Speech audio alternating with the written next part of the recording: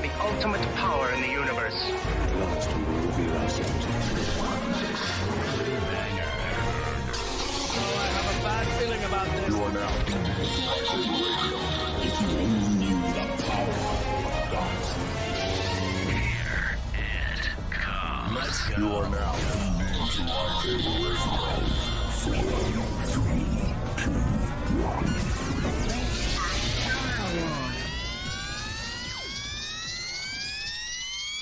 Hello there.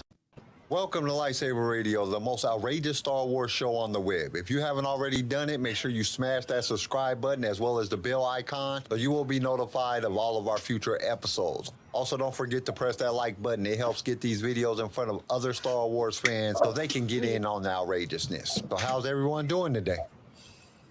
Pretty good. Good. I'm just happy to be here. Y'all are so exciting. Y'all just... Yeah. Hello, welcome back. There you go. You That's better. So you're supposed to start off with Wednesday. that. That was next. So we would like to welcome Chris on the show today. One of our loyal listeners. He came on the show. He wants to talk some Kenobi with us because this episode was it was good and bad at the same time. I don't know how else to explain it. It was. First of all, I'm kind of weirded out because normally Chris is the first one to say what up, guys. And Oh, yeah. I was like looking for it in the chat, and I had to realize, hey, Chris is right there. Oh well. Okay, Yeah. so what was your guys' thoughts on this episode of Kenobi, on the season finale? Finale. Don't everybody speak at once Finale. Finale. That's all I'm doing. Finale. now. Yeah. I mean, I liked it. It was good. But honestly, I was a little thrown with how deep the Darth had gotten when talking to Obi-Wan. Like it was I was not expecting that. I That watched kinda threw 6 me off. episodes. Oh, sorry.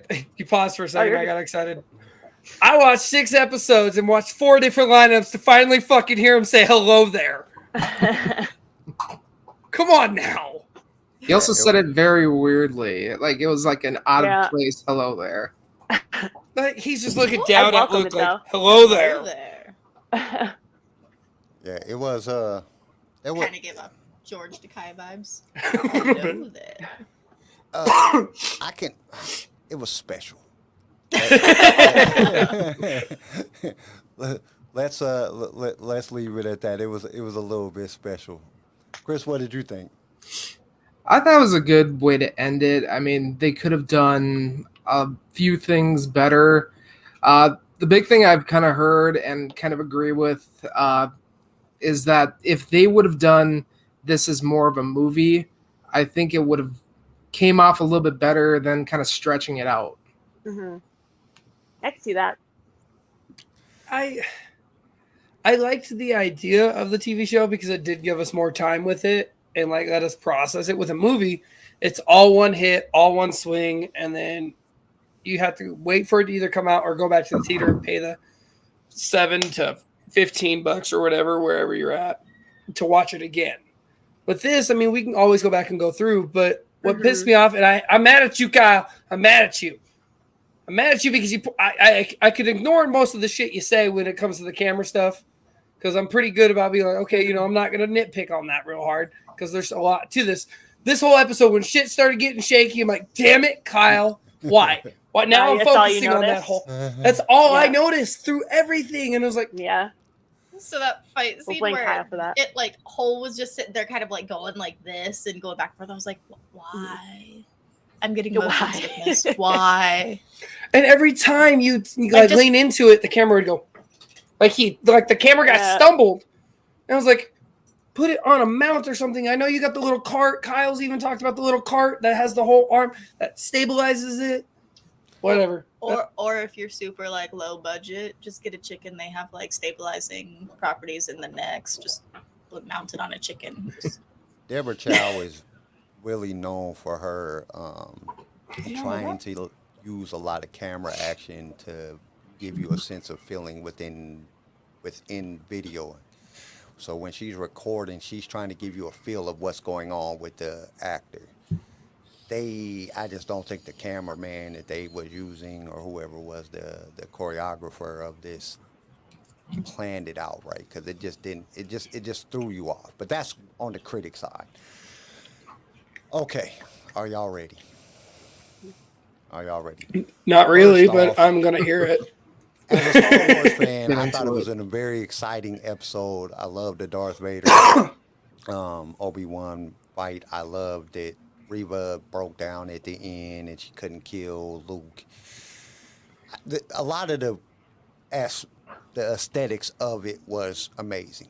The video was done really well, other than the shaky shit. But like the overall graphics, like when Obi-Wan's throwing the rocks and hitting Vader, is just awesome. I think the first part started off real slow. Like, okay, man, are you either gonna leave or you're not gonna leave? All this arguing back and forth. Like, somebody make a decision here. Now, when it came down to, I thought it was emotional when him and when Darth Vader and Kenobi were in their little mix. I thought it was very emotional. You could really see Ewing's hurt, knowing that he killed, or that, he feels like he failed Anakin. But then when, Anakin says, Vader killed me, I killed myself type thing, which was not a good thing to really say, for TV-13. There's a lot of teenagers that are committing suicide nowadays. So I don't think that was the best lines that they could have used, but it was still, there was a lot of good parts to it. Now, as a critic, I don't like the fact that they didn't explain how Leia does not, like, how they mind wipe her or whatever, because she went through a lot of shit with Obi-Wan, and when he came off the ship, you could see the look on her face. This is something that she's not going to forget. This is not something that when we go into New Hope that she's going to forget, and she's not going to know who Obi-Wan Kenobi is. I mean, she's going to know who he is. I didn't like the fact of that Drayden Voss wasn't in it, or not Drayden Voss, but Quinlan Voss, Quinlan Voss.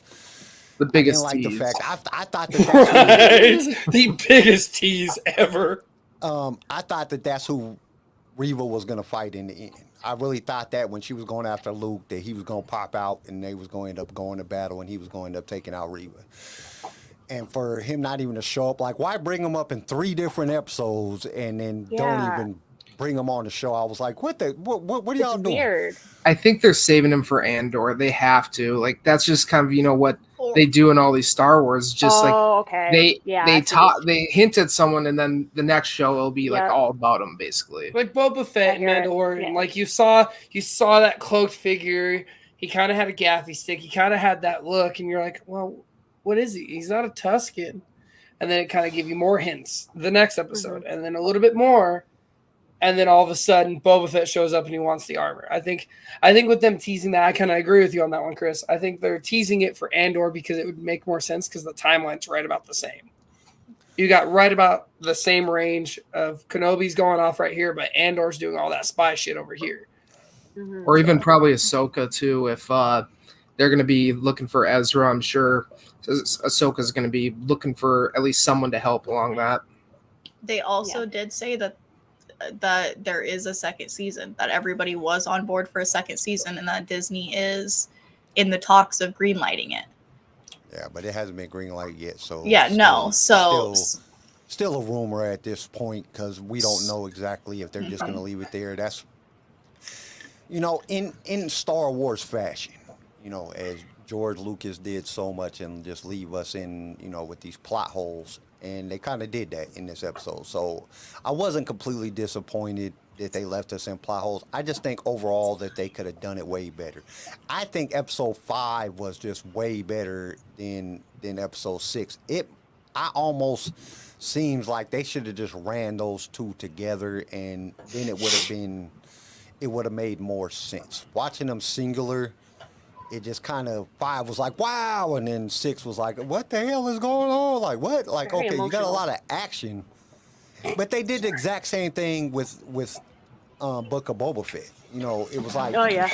you know, yeah, 4 and 5 was good, and then when the season finale came, it was like, okay, what's going on, man? Like all it was action, and there was no real story to the episode. There wasn't nothing that really drew you in, and they tried to use the, you know, the Obi-Wan Vader part and the Reva, the sentimental stuff to really draw you in, but there was the lack of story was just like, what this doesn't even make sense. Why is this even happening? Like, why would, like, Anakin wants to take out Obi-Wan so bad. Why would he try to face him alone, knowing that he does not have the agility that he used to have and he couldn't even beat him then? Like, it just didn't, like, a lot of things just didn't really make sense. Like, why wouldn't you bring the Inquisitors with you? 5 against 1? Yeah, you definitely winning. You against like he's him trying to- alone, and you couldn't beat him when you was Anakin. Now you're 90% robot. You're not going to beat him now. Like, you just feel don't like- have the agility. Like, I feel like he was mainly, like, he was trying to make a point. Like, he was, I guess, overzealous, I could say. Like, he thought he was going to win his way. And Well, maybe that's why I didn't bring him. He also he won that fight with Obi, you know, season or episode 4, 3, something like that, whatever. When he was, Where there was everything got lit on fire. He won that fight. He won it. I don't think that he was expecting Kenobi to come back, recharge back to being whole, Yep. like all of that. Granted, he could never win, you know, when he was Anakin, when, you know, master and apprentice, whatever, Padawan, but he still At that had point, that. He was a knight. Well, at that, like, he still has that, oh well, I'm Vader. The same cocky attitude that Anakin had, Yep. where I'm better than everybody. I can beat you. I don't need help. This is my fight. And it was his fight. It was a closure slightly for him, but also for Obi, especially when I loved the fact that James Earl Jones, the voice just kept going in and out. And it kept bouncing between Hayden and James. And I loved that. It was awesome, and I loved it. And, you know, him saying, you know, you didn't kill me. I did. Like, taking that. That was very heart-wrenching when he said that. 'Cause it was like, oh, damn, when you heard I was like, Anakin's that's what I'm voice saying. initially, yeah, it gave me chills at least. Yeah, it shocked me. And I'm sitting there and I was like, that's I didn't catch it at first, and then I was like, that's Hayden. It's going back and forth. Because I had, you know, Cass was throwing a fit and Phoenix was wanting to go to the bath, and so I was like, okay, just go. And so I didn't catch the first one, but the second one I caught. And I was like, oh shit. And, you know, him and Obi-Wan just taking that hilt of his saber and just bashing his chest in, and that battery pack, I think it is, or is it the respirator plate? I don't know what it is. Whatever. His chest plate, when he's just sitting there bashing that in, and then he takes all those rocks up and everything and just throws them. And I was like, oh my God. Yeah. Huge missed opportunity. Vader not saying, now I have the high ground. Yes. Yeah. Yes. That was a very, but there was a lot of Easter eggs in this, you know. The hello there was kind of, it was just misplaced, I think, you know, for him just to walk up and say hello there to Luke. Like, there's nothing special about that. You know, you gotta come in something exciting like he did with Grievous. You know, that's something that just fits in. I think that there was a lot of, you know, there was just a lot of missed opportunities in this episode. That's what's crazy, because the episode was like, it was exciting to watch. Like, oh my God. But then some of the things was just like, what the hell is going on? Why would you do that? Why wouldn't you do this? Why wouldn't you say this? Why wouldn't you do this? And that's why I said, like, I think that they should have ran 5 and 6 concurrent. If they'd have ran them, you know, like they did the first episode and the second episode, run them just back to back, it would have made a little bit more sense. It would have felt more, because we would have had everything in the episode, instead of you mashed all the story and all the good part into 5, and then you just brought us action in 6. And they did the same thing with Book of Boba Fett. And I think that's just, something that Disney is doing for some reason. I don't get why. I don't really understand their process. Money. Yeah. But I don't I'm know sorry. because it, the Rotten Tomatoes jumped up extremely after 5 came out. And I have a big, I have a pretty good sized feeling in me that it's going to go back down. After this episode, it's going to start to gradually go back down, and it's gonna do like the Book of Boba Fett did. It went up and then it went back down. I mean, Boba Fett was at one point at like 96%, and then it dropped back down to like 80 or 70 or something like that. I don't even know what it is now. But it's it's like you can't. You gotta end with that best episode. You gotta really come in and strike the fans as something that is just this unforgettable. Like when they brought in Luke in the end of Mandalorian, that was unforgettable. Everybody was talking about that for shit. They still talking about it. So I don't get why, what the purpose. Well, I've said it before on the episode. I think that they're trying to push out the legendary characters that we love so much and push in their characters. So they're making the stuff that they're creating more exciting than the stuff that is being done with our legendary characters like Boba Fett and Obi-Wan Kenobi.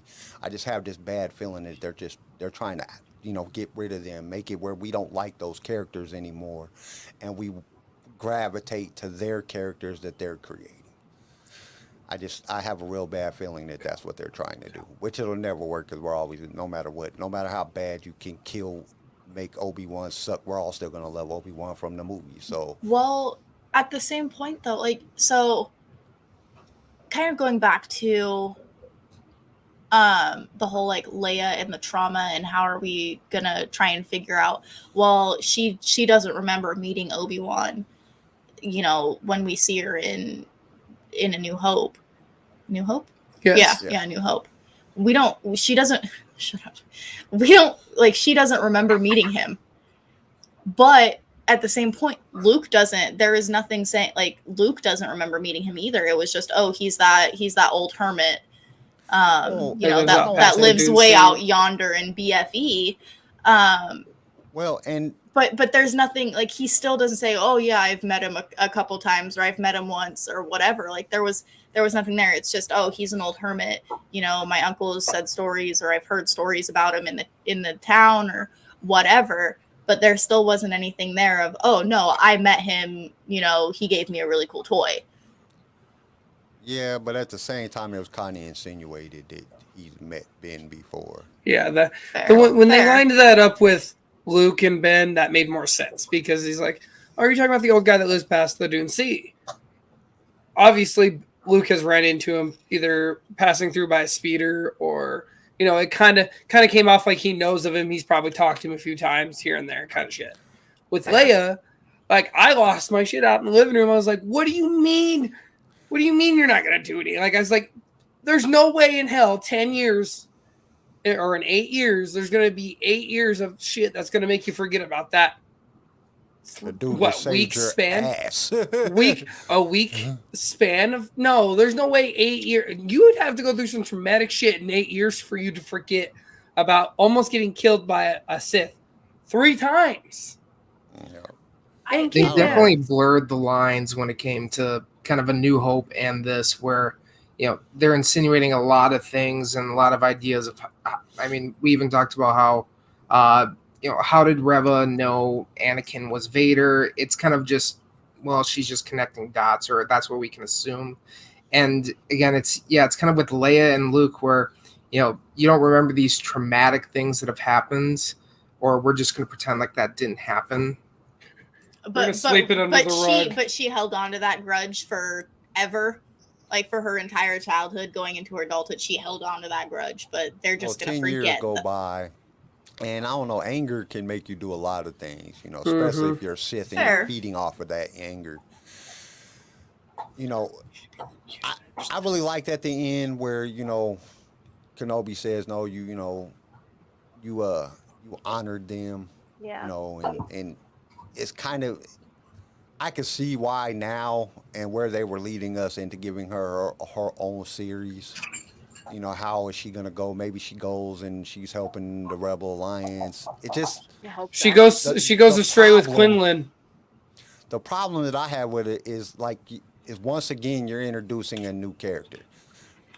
This is a brand new character.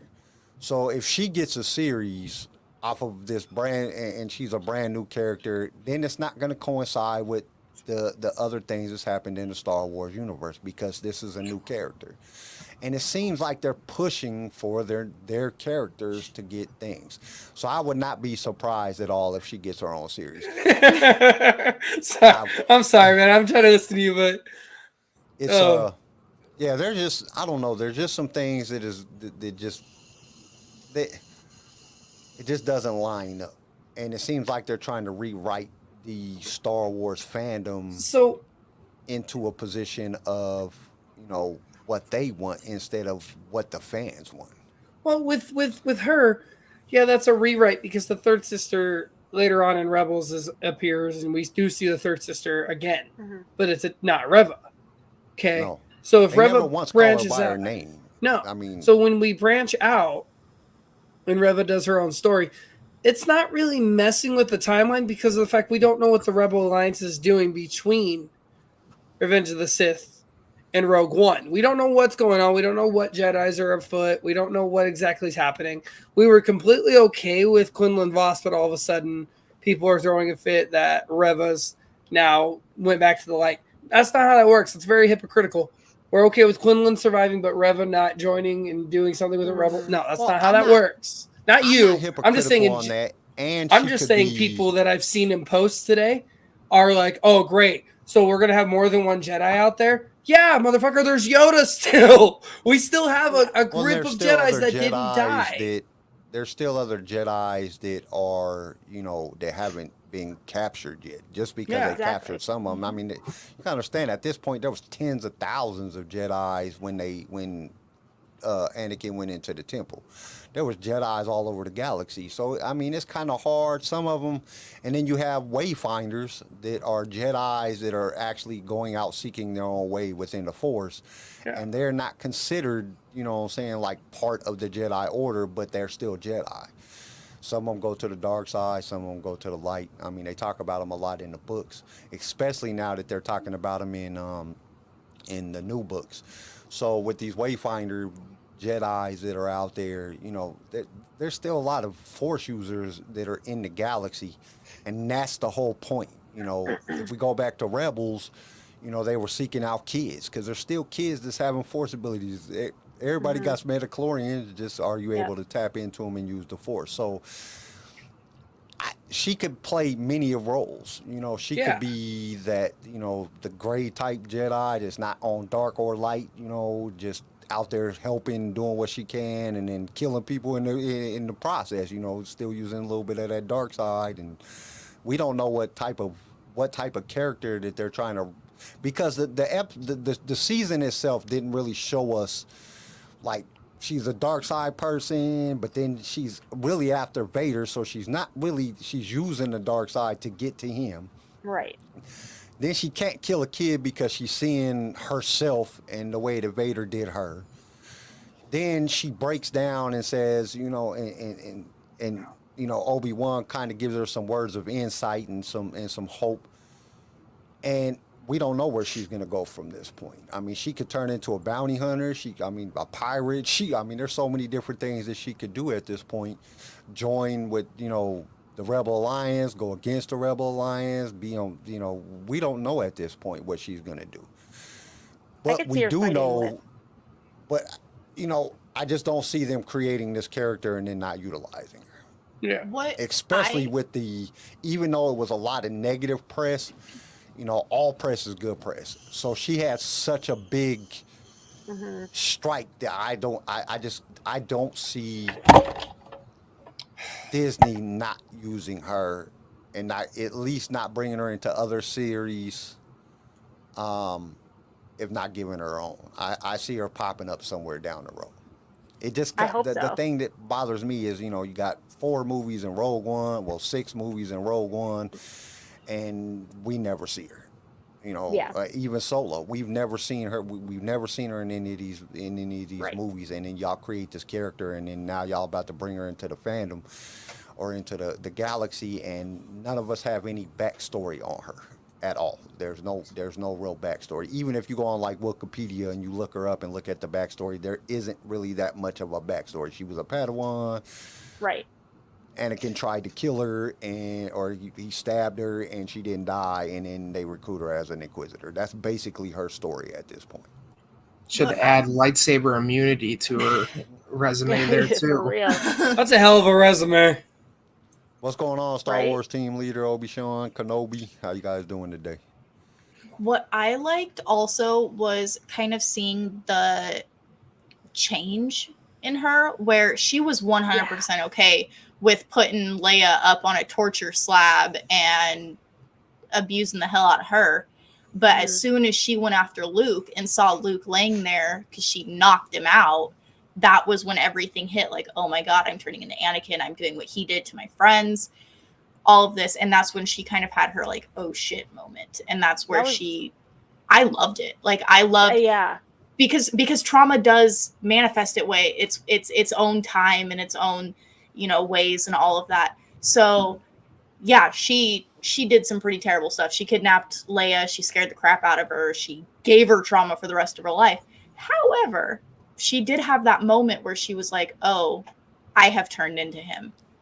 I have become what I have become what I have been trying to destroy this entire time. And when she then when Obi-Wan comes in and is like, no, you stopped. Like, you are different. You didn't continue with it.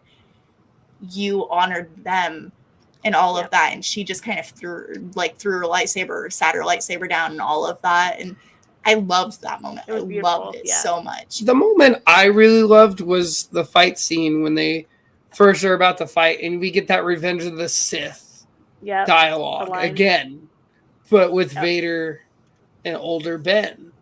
Yes, was that kind of a cop-out? Yes. But did that make me laugh, smile, and get a little bit emotional? Hell yes. I was not going to bitch about that. And Obi going into his lightsaber stance. I was like, yes. Yep. Well, that was another thing. He was like standing up in the living room at this point. He was like tiptoeing, dancing. He was like, yes. I was, well, because we have a bad glare that hits the TV. So I'm standing up watching it. And then moments are happening. And I'm jumping up and down. I'm like, yes! To get it! Well, that was another thing that I didn't like about the episode was that, my whole prediction coming into this was at some point, Obi-Wan or Vader was going to think that Obi-Wan was dead. And for him just to walk off and him still being searching for Obi-Wan. So you're going to tell me you couldn't find him for 10 years. Then you turn around and you can't find him for another 8 years. Like, there has to be more. And that's what really makes me think that there has to be a season 2, because we need Leia to lose her memory. We need Vader at some point to think Obi-Wan is dead, because 8 years got to pass, and then he got to say, this is a presence I haven't felt in a very long time. These are things that we know are going to happen. And right now, Vader still knows he's out there.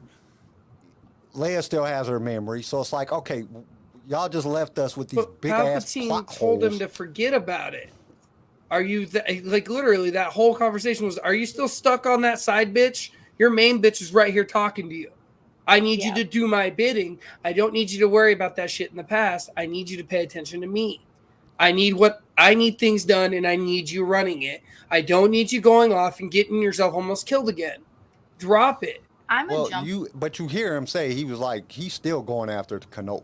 You know what I'm saying? Oh, he's still looking for Kenobi. And he knows that Kenobi is still alive. It doesn't matter. He still knows that he's alive. When we go into the New Hope, he doesn't necessarily know Obi-Wan is not alive. He hasn't been looking for Obi-Wan, and he says, this is a presence that I haven't felt in a very long time.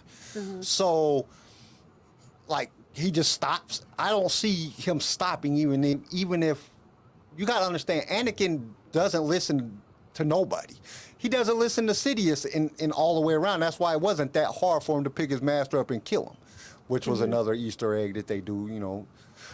Reva couldn't kill Luke, and you know, because she pictured him, and then, you know, with Vader seeing Palpatine or Sidious doing what he was doing to his son, same type of atmosphere. Another tie-in, or another kind of look at, you know, somebody going back on the dark side because of somebody being hurt or some trauma that they went through or something that they seen that was bothering them that turned them back to the light. But I just, you know, there was too many things it just wasn't explained, and that's why I'm hoping that they come out with a season 2, and, you know, Well, kind of already kind of put out there with the 7, 8, 9, 10 episodes. Like, you guys kind of already gave us the little fucking hint that we're gonna get a second season. But at the same time, it's just, in Star Wars fashion, you never know if Disney's gonna be like, shit, George just left them with a bunch of plot holes. We can do the same thing. So you never really know. I think that they're gonna come out with a second season to you know, to give us that, you know, fill in, because we gotta know these answers. These are just answers that we gotta know, because it's like, dude, this is not making sense when you go into the original trilogy. Well, I am gonna jump on the Kyle bandwagon here. Give me a second. Let me explain. Don't get offended yet. So, with how Kyle kind of was, this is, you know, we wanted Book of Boba Fett. We wanted a Boba Fett thing, but this is not how we wanted it. We got like, what, 3 months out of what Kenobi was doing. We wanted to know what Kenobi was doing that entire time and where he was, and, you know, was he just being this hermit? Was he just doing all of this? Like, you gave us one section of this whole timeline. Like, you're just telling us, like, you're telling me that he just walks off into the desert and lives the rest of his life until, you know, Luke finds him again, or until he saves Luke and R2. No, like, there's got to be more stuff, especially with him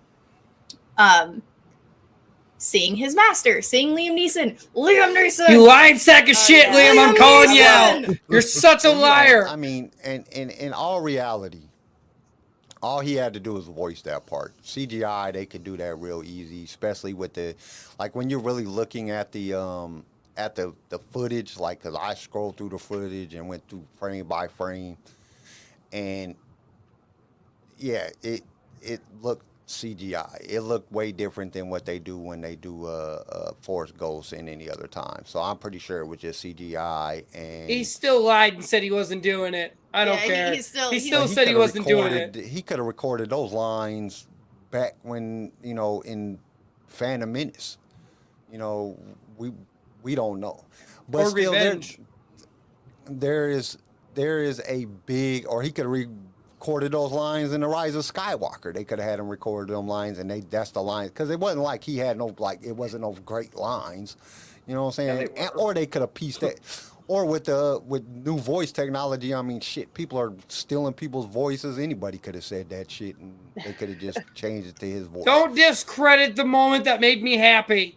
It made me happy too. I saw him. He's like, I've been waiting for you. Like, come on, and bro. I was happy to see, you know, I was happy to see him. I was happy to see, you know, that they finally brought him in. I thought it was crap that they did in the last 3 seconds of the damn show. Like, really? Are you serious? Like, this whole 6 episodes and we get him for fucking 5 seconds? What kind of shit is that? So I did have a moment where I was like, okay, there's other Force Ghosts. Why aren't the other Force Ghosts there? And then I was like, oh wait, Yoda's still alive. I had that moment. I was like, okay, there's another one. And I was like, wait, no, Yoda's alive. He's on deck. I want to jump. See him in a I want to jump back time. to the fight again. I'm so stuck on this fight. So when Vader buries him and he's like trying to get his way out, what I thought was beautiful and like kind of like a good nod of like Obi-Wan's strength was that he gets the strength from others. He doesn't get the strength from himself. He keeps seeing visions of Leia in the ship. He keeps seeing Luke and on Tatooine, and it just keeps flashing his head. And he knows he's got a purpose. He's got to stay alive. He's got to keep fighting. And I love that he just went Super Saiyan and just blew everything out the freaking water and came up there. Earthbender. Right? And just ran up the hill. And my favorite part in the whole fight was when he grabs the hilt and he just starts hitting that box on Vader's chest until it finally broke, and then he slices his damn helmet open. Was that a stolen part from Rebels in my eyes? Yes, that was a huge stolen part from Rebels. But did it look Easter better in eggs. live action? Yes, tenfold. It It did looked look awesome. amazing. It looked amazing in live action. I am so What about- glad that you What about said. Kenobi and Vader's whole like, let's hold hands for a little bit while we're fighting? And we're just gonna dance, you know. Well, I like the part where when Vader stops the lightsaber with the Force, the same thing that Obi-Wan did to him in the last episode when they were fighting, where they were practicing. I was like, dude, that's dope. You know what I'm saying? Anakin is coming a little ways. And because, I've always thought, and I still believe this till this day, is one of the reasons that Anakin or Vader wasn't as strong as he was is because now he's lacking midichlorians, because he's lacking most of his body. A lot of his stuff is just mechanical, which if you go into Brotherhood and you listen, he's starting to learn more how to allow the Force to run through his mechanical arm in that book, and how he's being able to, use the rest of his body in order to draw, power through that mechanical arm.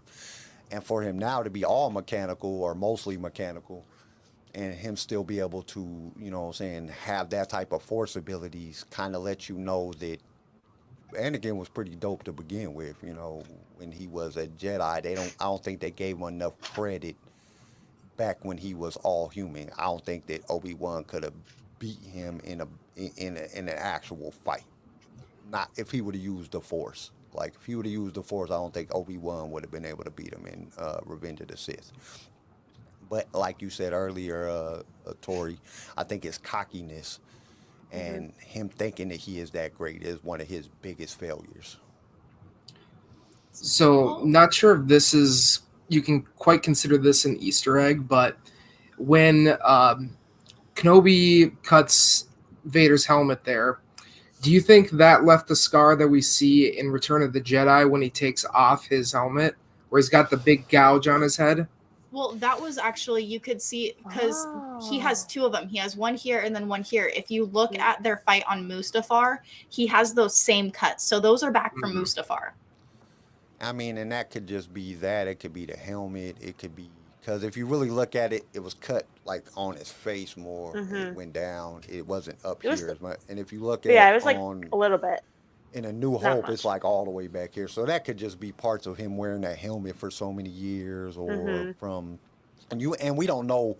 I mean, he's battled many a Jedi other than Obi-Wan, which, is kind of crazy because Obi-Wan isn't the best at, sabering compared to some of the other Jedi that are still in the galaxy. So we don't know. He could have been done by somebody else.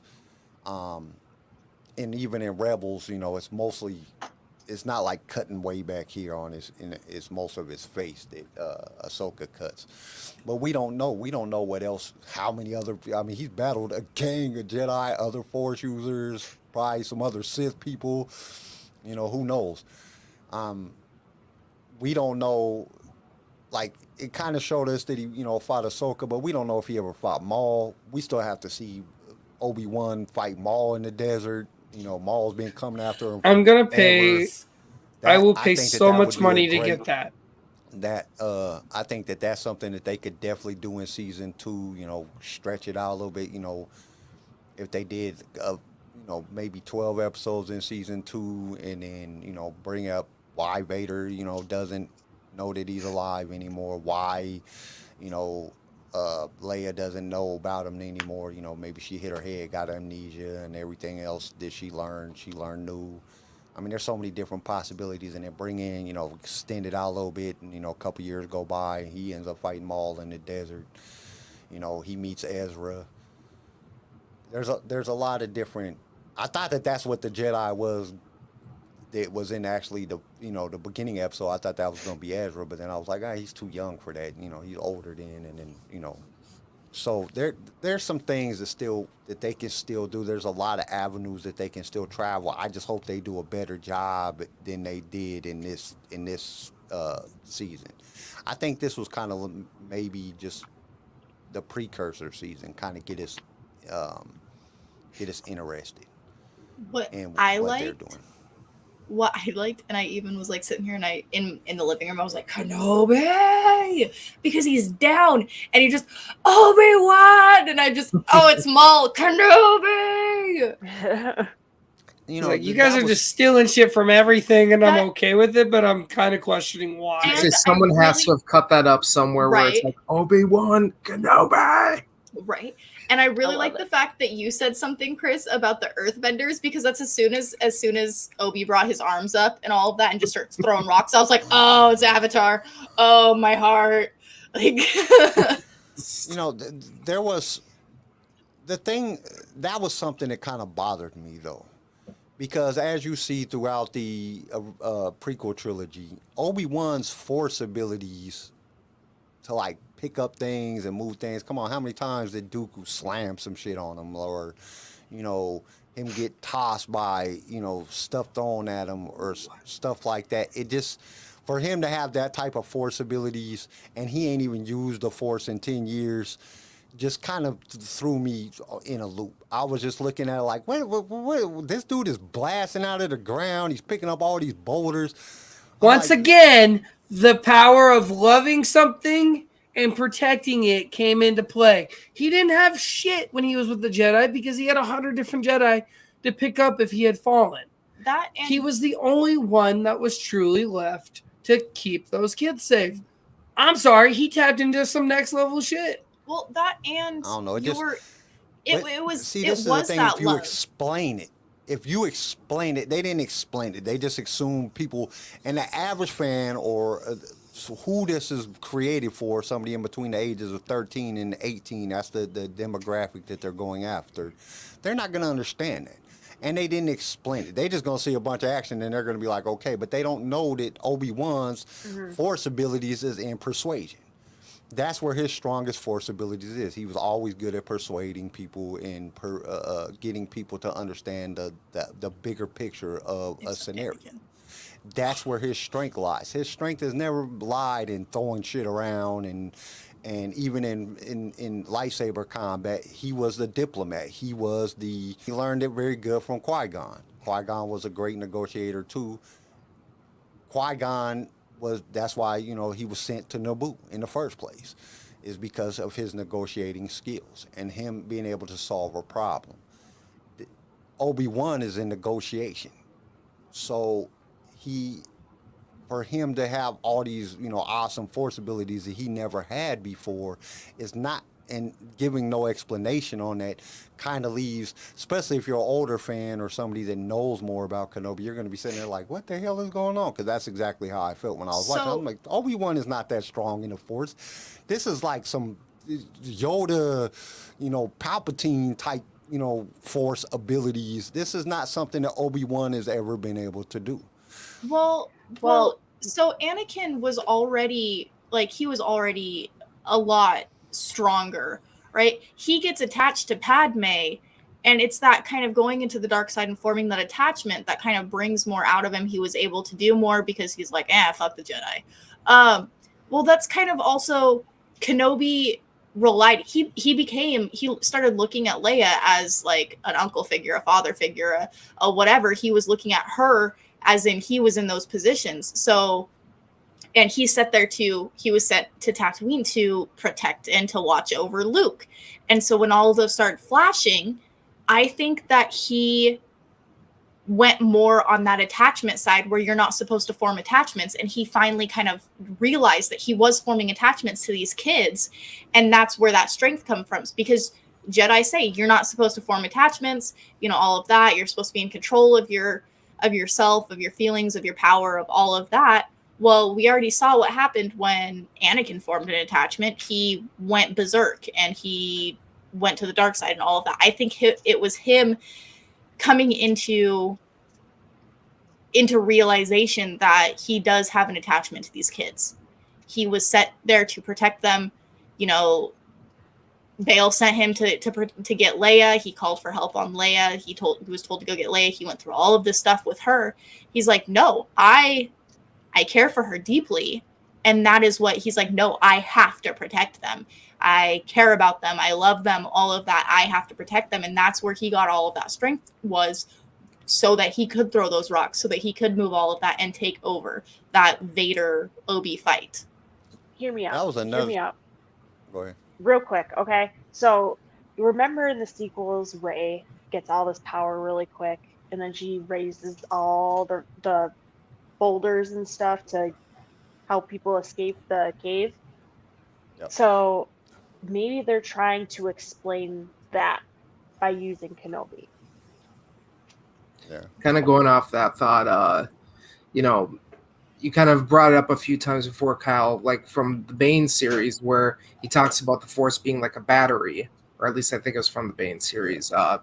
It's like a battery, so the less people using it, the more, I guess, potential there is out there, where now that there's not as many Jedi, not as many Sith, there could be the possibility of this kind of occurrence happening, where just a surge in the Force and your abilities. But, I mean, that's just a theory I can think of, but I do That's a kind good, of agree that's a good point.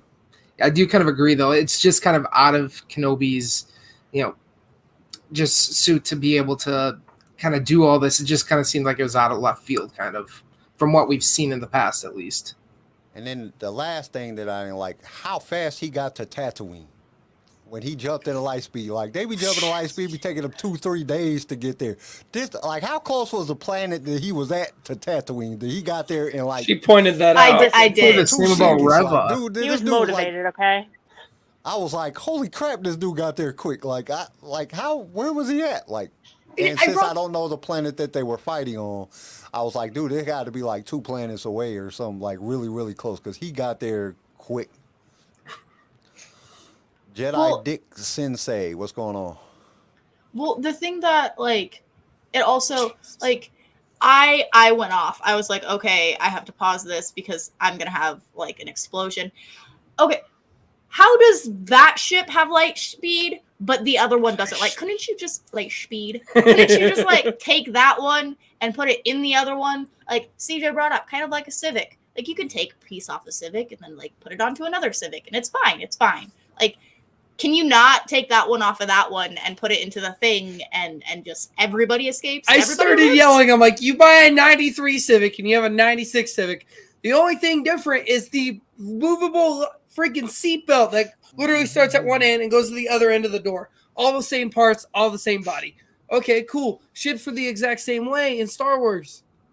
If you find a freighter that's like your freighter, you can grab parts off that old freighter and put it on your other freighter. Well, look What at the Rebels. hell? Same make and model. Look Why at can't you swap it? Rebels, they taking out light speed off of all kind of different ships and putting it on different ships. My point exactly. What the hell? You said you're Everybody could have lived. Everybody could have, like, paced out.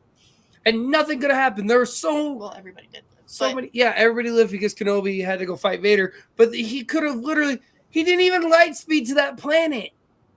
He could have literally swapped it over, flew the ship into that planet, beat the hell out of Vader, took Vader's ship, been like, "You're stuck here," and got out of there with no problems. Obi-Wan Kenobi brought up a good point. He said, it's Disney, that's the mouse, like his money. Too many people are hyped about Hayden's return. We will see him again. And Hayden's hyped about Hayden's return. Hayden's just happy to be doing something right now. He's like, hi, I'm just happy to be here. And I think that the pre-series hype that was going on, all the different interviews and everything, we seen a part that we hadn't seen in a long time when it comes to Star Wars actors. We haven't seen that since Carrie and Mark and Harrison, you know, since they were there. We seen that with Hayden and Ewing. They have a bond together that is sometimes freakishly close. Like, okay, well, kind of a little weird, you know what I'm saying? But at the same weird. time, This is called brotherly love. Brotherly love. Borderline lover. Yeah. Yeah. You know what? Some You of that- too. Some of those things was kind of weird, but it was like, you know, you could see their bond. And it would be crazy for Disney not to utilize that bond. You're not going to find actors that work together that well, you know, in any series. I mean, it's just you don't see it too often. Well, they've been talking for years about wanting to do. They're like, oh, if they did Star Wars, like if we were able to do Star Wars, we'd come back. They're not going to stop after one season. They're going to be banging on Disney's door, going, I need some more. Give me another hit. Honestly, I think that Ewing was already telling us that they've already filmed up to 10 episodes so far. I think that at least 3 of them are already done. I think they filmed them because I think originally it was supposed to be longer, but I think they decided, let's stop it right here, and then we'll let everybody sit back and dwell on it for a little bit, and keep their interest peaked, and then we'll drop a second season, and we'll film a few more of them or whatever they decide to do, because it's a money pit. That is something that they're just gonna make money off of. We're gonna watch it. No matter how bad the first season was, we're going to watch the second season. We're going to watch the third season. If they could come out with a season every year for the next 8 years to lead all the way up to A New Hope, we'd watch every single one of them. True Star Wars fans is going to watch it. Even if they don't like it, they're going to be like, oh, I didn't really like this, but I'm going to watch the next part because I want to see if it gets any better. It's the same thing. Like if they dropped another series, a season of Book of Boba Fett, I'm going to be right here watching it, and I'm not a big fan of the first one. I think that was, but overall, where would you guys rate this episode? We're not going to rate the season. We'll do that in some following episodes. But where would you guys rate this episode at? I personally loved it, minus the stupid camera stuff during that fight. I loved it. I loved still mad about that. I loved the transformation that we see with Reva. I love, the ending where he's like, oh, well, I was always here. You just weren't ready to see me. That fight granted, there was a couple things with that fight that looking back kind of was like, oh, okay. But going into my own thought process of breaking things down, I liked it. I overall really enjoyed it. I don't know, 8, 9. I don't think I'd give it a 9 per se. Honestly, I'd give it a 7. The camera really did screw with me. Like it really. I'm watching that fight, and I like I said, it seems like this camera guy's just stumbling around like a jackass that's drunk. Like there's no etiquette to what's going on with that. It was very sloppy to me. It was very It wasn't. Deborah Chow's really good about doing it. We watched it in The Mandalorian. She's very good at having that camera angle just right, where it looks like it's a first person or it's like a close up, and you get the emotion and all that. But in this, it's like she wasn't even there to check the camera and see if the camera's good. She's like, whatever. But overall, I liked the fact that Obi-Wan was on it. He was like, no, I got to keep going. I got to get this, and then I can go back. And I loved that he goes back to the cave, puts all the stuff away, puts on his robes and his Jedi belt. He puts his lightsaber back on his waist, and he goes to Owen and tells him, I'm out.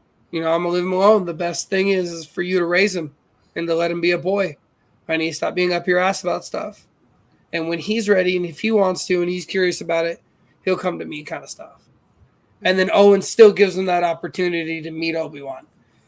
Yeah. Was I happy to hear hello there? Yes. Was I also pissed off that they've had it 4 separate times before that? Yes. Overall, I enjoyed it. I liked it, but it's not going higher than a 7. It's just not. Miss Kim, what do you think? I'm going with Tori. It's a 9. It's a 9.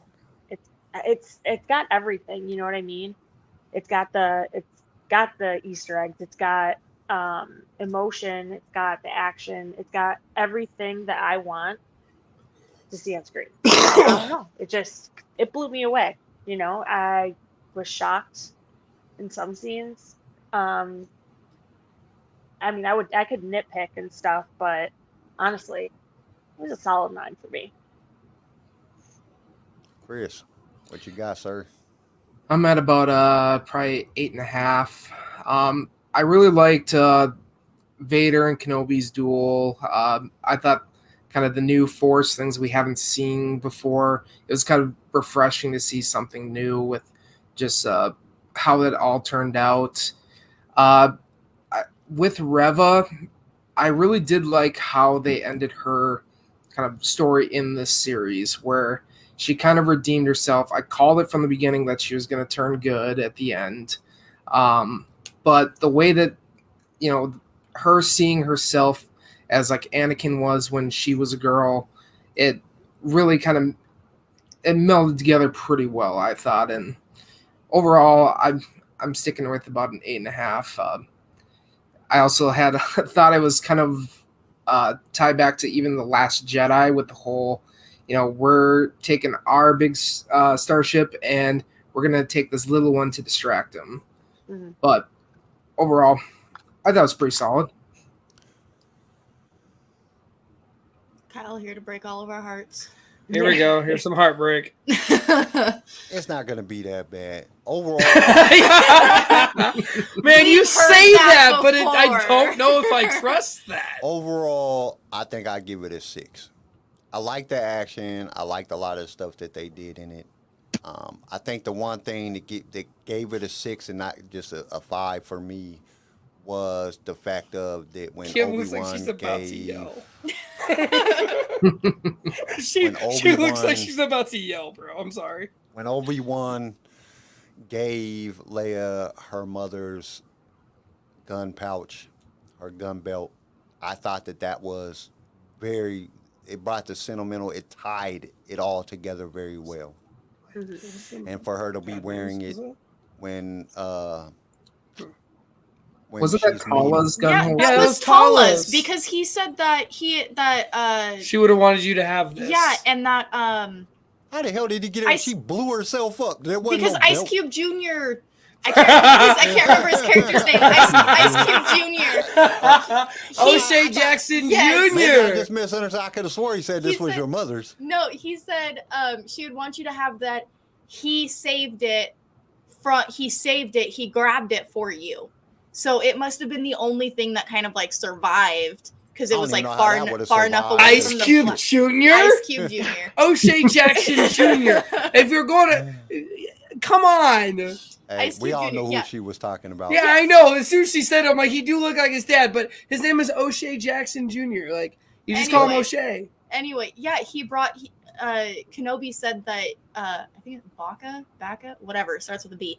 He saved this. She would have wanted you to have it. It was Tala's holster. Oh, Whoa, I no, thought she it's said empty. It was his mother. I'm not gonna give Maybe you I a just gun. misunderstood. Okay. That was. I'm sorry. It was very sentimental. I thought it was nice. I thought it tied in things. But like it was all it had was action.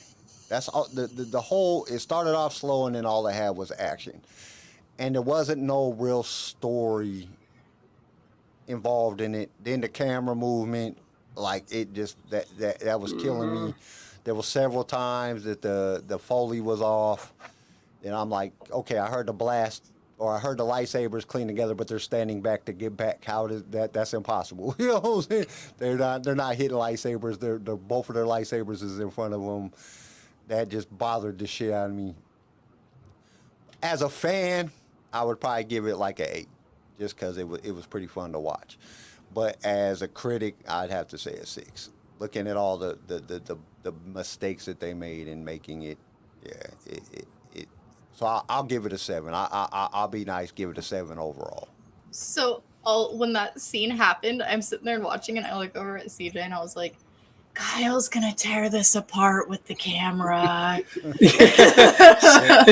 I think the funniest part, I think the one thing that made me laugh, there's two things, but the major thing is when he hands her the belt and she like looks at him, he's like, I'm not gonna give you a blaster. Yeah, that was pretty funny. I was like, I'm okay with that. It had everything in there. It had a little bit of. It had some suspense. It had some action. It had some comic comedian stuff. Some funny parts. It had, You know, it has some very sentimental parts. It had a little bit of everything, but without a story, all them things are meaningless. And there wasn't no real story involved in it. Like I said, if they'd have played 4 and 5 like together, just made one long episode, it would have been perfect. But when you take that break from it and you go into watching this after you have that such an exciting episode, and then you come into this episode, an exciting episode with a story that led you into the next part, and then they just dropped the ball on this next part. That was the thing that was just very disturbing, and it just made it made the episode just special. It was just like, okay, this doesn't fit with what we were expecting and what we needed to know in order to tie up the season. If they have a season 2, if they don't have a season 2, then we're all just stuck in them plot holes of, you know. And I think even if they would have finished it and came into a season 2 in a whole different part, we still would have been just as enthused with it. But with them not doing it, it just left a bad taste in your mouth. Like, okay, why are these things not explained? Which is, you know, it's the same thing that George did for years that, you know, we all bitched about when George did it. And, you know, but that's one of the things. I still want Black Chrysanthemum scenes I'm with hopping off, Obi-Wan. guys, okay? All right, Kim. All right. We Bye, will guys. see you next week. Yep. I wonder if kind of like, so Disney knew, like, because every podcast that was out there, every Star Wars fan, all of that, they would always watch the episode from the week before and before they watched the new episode. So I wonder if Disney knew that they were doing that the fans were doing that, and so that's why they made it okay. Well, they're gonna rewatch last week's episode first anyway, so rewatch last week's episode and then it leads into this one. I think that maybe that is what they were kind of thinking. But that's what led me on to know that that's where they messed up at, by not going from that episode, not combining those 2 episodes. Because it makes sense when you watch both the episodes back to back, but it doesn't make sense when you watch them separate. But that's just me. Are you going to do what you did with Boba Fett and watch it in a collective swing, and then come back with a different run? I still don't like Book of Boba Fett. I just appreciate. You know what? I'm not doing this with you again. I just appreciate Book of Boba Fett for what it is now. That I went back and watched it several times and looked for some different things. Emotions every time you bag on him. But it still lacked a story. There was no real story to the Book of Boba Fett, and without a story, see, that's what separates Disney and George. George he created a story. A linear story that you could follow along with. Disney just throws random shit together and says, here you go. And it doesn't. Unless if it's Marvel. Except there was a story there. Like, it maybe wasn't the bounty hunter story, but it was Boba Fett finding a family and then turning into a crime boss.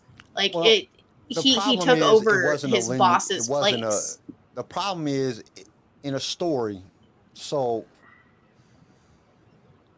when you're writing a story, you have a beginning, a middle, and an end. Okay, so it's linear.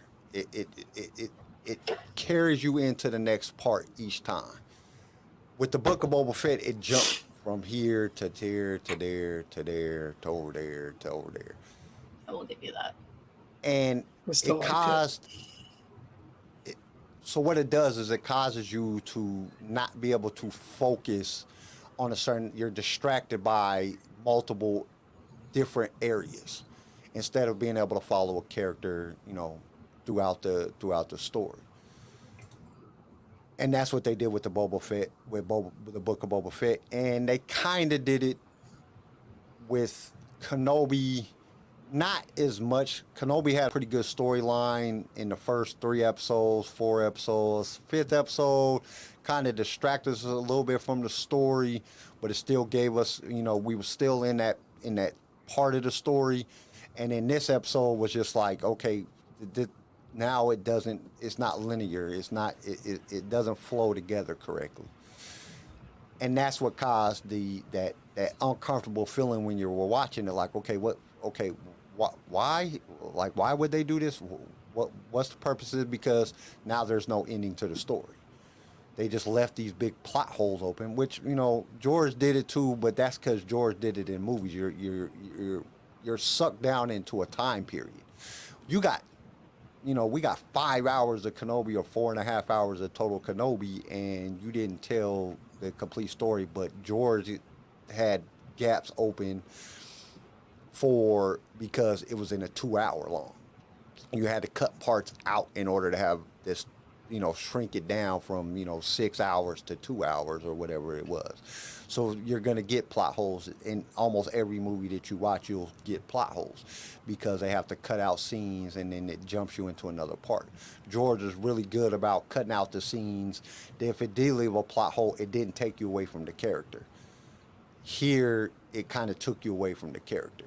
Especially because if you really watch the series is not based on Obi-Wan Kenobi.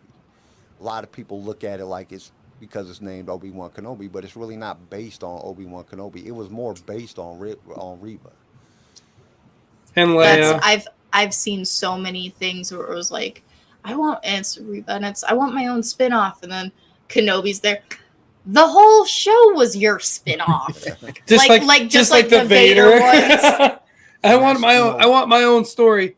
Anakin, the whole movie trilogy was your story. It was basically based on Reva, so we didn't. I mean, and I couldn't even really say it's based on Reva. You have multiple characters that they were trying to base a story on, and it had you had your peaks and plateaus of each one of these characters, and it took you didn't have one following character.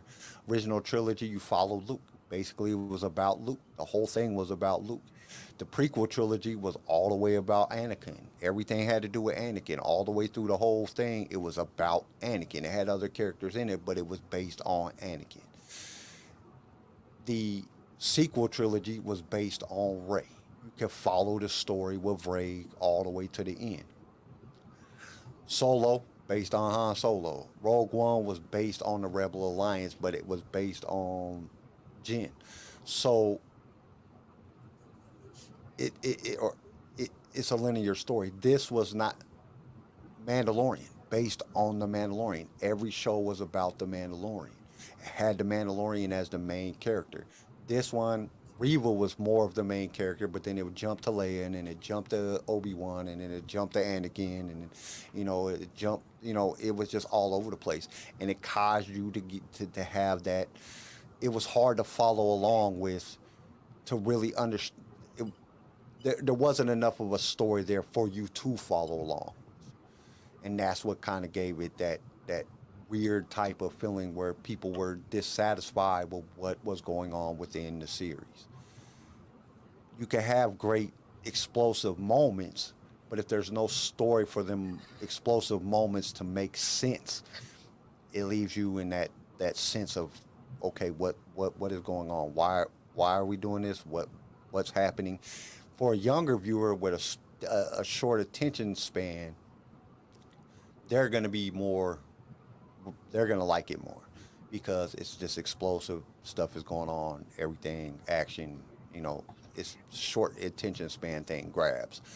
For somebody like me that's a writer that's been in, you know, done different things in my life, I'm looking at like, where's the connection to make it linear? Where's my character to fall along with? You're leaving me in a sense of, but that's also me being somebody that's done a lot of different things. Some people just be like, yay, because it's Star Wars. There's some fans out there that if you put Star Wars, you could put Star Wars on a stick, take a stick, put Star Wars on top and put in a pile of shit, and they'd be like, oh, I love it, it's the greatest thing ever, just because it's Star Wars. Real quick, you know how last week we were talking about we can't find Kenobi shit anywhere other than toys, right? Fred Meyer's. I don't know if you got Fred Meyer's where you're at, either of you. Or Kroger's. They have Kenobi shirts there. I ain't seen no not my Kroger's. They have an all white one. They have an all white one, and then they have was it black or was it blue? It was black. So they have in the men's section. They have wait a minute. Kroger's is a grocery store here. They're owned by the same person. Yeah, they're owned by the same company. Don't they have a clothing aisle over there? Kroger's and Fred Meyer. They don't have clothing in that one? Oh. Well, if you want a shirt, I'll probably buy you one and mail it to you then, because you don't. Hey, I went to Kohl's the other day and I looked in there and I was like, damn, Kohl's don't even. Kohl's has all the Star Wars shirts. That Kohl's We'll don't never even go have. to Kohl's again. Wow. So We got Kicked attacked out by. when you was in there stealing. Ain't you too No. old to be man, I am shoplifting 20 down fucking 5. there? I have a great job. If I'm stealing, that means our economy is terrible. Hey, our I economy make good money. If I'm stealing, gonna give us 18 cents off the gallon no. for one So day. we went in there. So she has a emotional support / service animal. She's a service animal. Whatever. Not emotional support. She does both. Well, we're in there. She has an accident.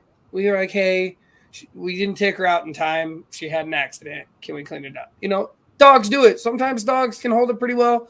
Our healer can't hold shit. She just sucks at it. She just can't. She sucks. Well, she gave us the signal, hey, I gotta go potty. We're taking her out, or she's taking her out. I'm walking with our 2-year-old at the time. She was 2. Through the toy aisle that they have, the little toy aisle. And they help us out. We're back in the baby section. We look at the clearance rack, and a manager comes up and just goes after her as I'm walking up, drilling questions. And I interjected, and then I looked at Tori, and I'm like, I'm gonna let her handle this shit. This is gonna be funny because normally I'm pretty cordial. I understand. I've been a manager. I know how to approach things, and sometimes I can be a little rough on the edges on some things. But I see her face. I'm like, I'm gonna just let it. He said, "There's like, if it happens again, service animal or not, we are kicking you out." It got to the point where Luna had gotten up and she started blocking me because she's trained for it. So she knew that my anxiety was rising, and my anxiety, if I go into a full-blown panic attack, it can cause seizures. And so she was sitting there trying to block me and try and push me back from him because he was walking towards me. And he was just being overly aggressive about everything. And then he followed us to the checkout line. We did too. Oh, yeah, no, I do too. I love it to death. And the fact that literally I was like, okay, cool. He left it alone. We're going to finish our shopping. We're going to get the hell out of here. I chalked it up to. Like the lady that I asked for a bag was super, super nice. And she's like, no, I fully understand it. My daughter has a service animal. Sometimes it happens. Here's a bag. And I went and I cleaned it up. I chalked it up to a warning, and I thought shit right there on the fucking floor. No, so I chalked it up. I chalked it up to a warning, though. I chalked it up. Okay, cool. Maybe having a bad day. Some people approach things wrong. Cool. Where I drew the fucking line was when he followed us to the checkout and he stood there and waited for us to leave. That's where I drew the line. It's one thing to give us a warning and be cool about it, but don't follow us through the rest of the store until we leave. That's excessive to me. And that's what put a bad taste in. And I haven't been in Kohl's since. I mean, it ain't going to make a difference. They're still making money, but Kohl's got all the Star Wars shirts. I think every single one of my Star Wars shirts that I own, I bought from Kohl's. No, not Kohl's. I bought 2 or 3 from Kohl's. Everything else I've either ordered or 2 for $20. That's like even a better deal. So I get 2 of them for $20. We don't have that deal here. That's bullshit. I'd be paying $15 a pop for 2 shirts. No, I've been getting them 2 for $20. That's how I got so many. I got like 30 damn Star Wars. He's probably got a loyalty card and shit. They're like, oh, you're the Star Wars shirt guy. Over here, we got a whole shipment in. Let me give you my discount. Let me take you out back here. Right. Let me show you the truck. We just got a whole shipment. You'll be the first one to see them. Let me show you my. Don't ask where the truck came from. Keep it on the low, but we got you a hookup. We have a special room that says Kyle's room. This? That guy Jedi Dick Sensei, he said death to Ming. Ming who? Okay, Death to Ming is a reference from Flash Gordon.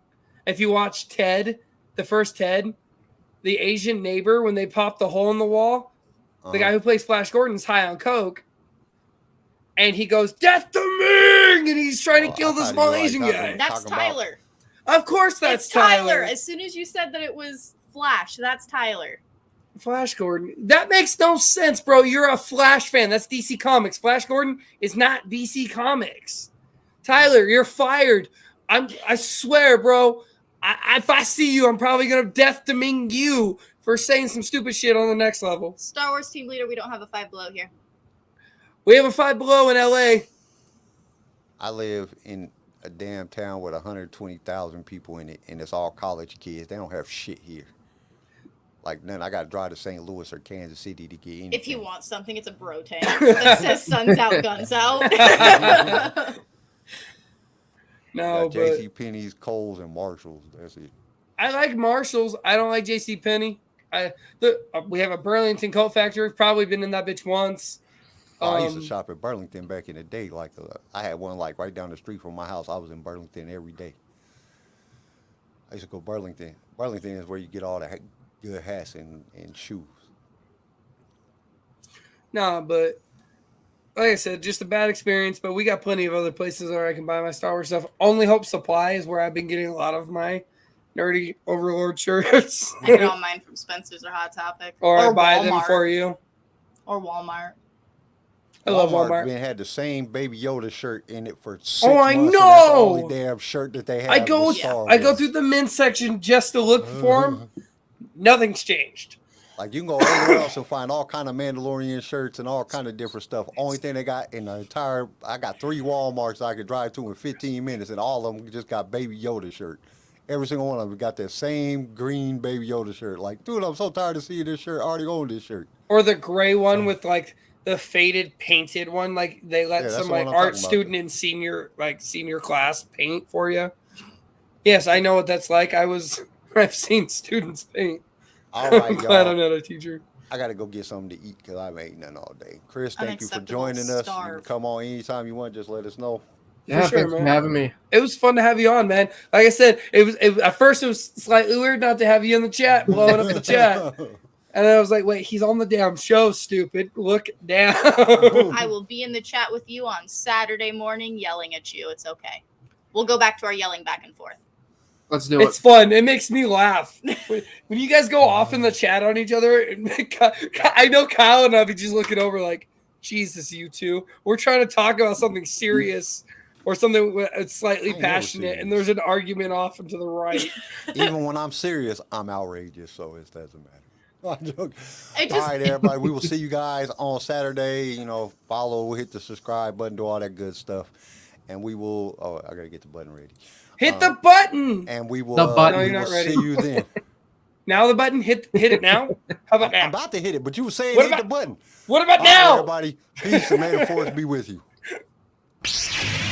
Thank you for tuning in to LSR. If you've enjoyed the show, consider subscribing so you can be notified when new episodes are released. If you would like to be a guest on the show or just want to give us some feedback, feel free to email us. You can also reach out to us on all major social media platforms. LightSaber Radio is produced by PicFilm Media and is a Swaycast original, starring Kim Lanise, Garrison Turcott, CJ Elliott, and Kyle McDaniel. And don't forget to join us next time for more adventures in a galaxy far, far away.